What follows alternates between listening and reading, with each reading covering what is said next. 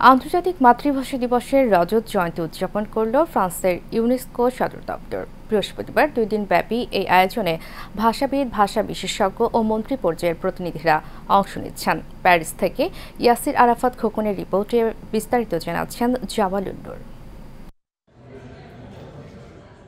1999 সালে ইউনেস্কো 21শে ফেব্রুয়ারিকে আন্তর্জাতিক মাতৃভাষা দিবস হিসেবে স্বীকৃতি দেওয়ার পর 2024 সালের 26 মার্চ ইউনেস্কোর নির্বাহী পর্ষদের 219তম সভায় তার সর্বসম্মতিক্রমে গৃহীত হয়। Teaching children to speak their mother tongue just for the sake of it, but it's actually crucial also for the education outcomes. Science and research shows us that children who are taught in their mother tongue in collaboration with either English or an additional language perform far better.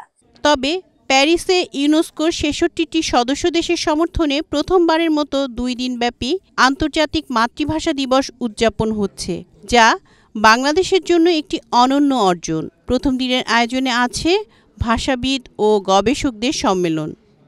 Bangladesh দূতাবাস প্যারিসের আন্তর্জাতিক মাতৃভাষা পুরস্কার পাওয়া অবশ্যই আমাদের জন্য, দূতাবাসে আমরা যারা কাজ করছি এবং অতীতে যারা কাজ করে এসছেন তাদের সকলের জন্য একটা বিশেষ গর্বের ব্যাপার।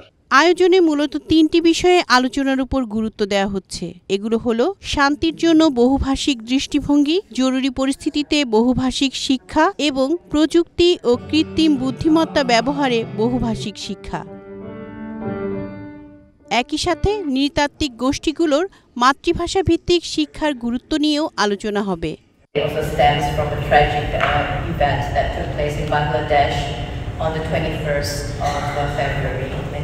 রজত জয়ন্তী উদযাপনের মূল আয়োজনে গেস্ট অব অনার হিসেবে ভার্চুয়ালি যুক্ত থাকার কথা রয়েছে অন্তর্বর্তীকালীন সরকারের প্রধান উপদেষ্টা ডক্টর মোহাম্মদ ইউনূসের। জাওয়ালুন নূর, এশিয়ান টেলিভিশন।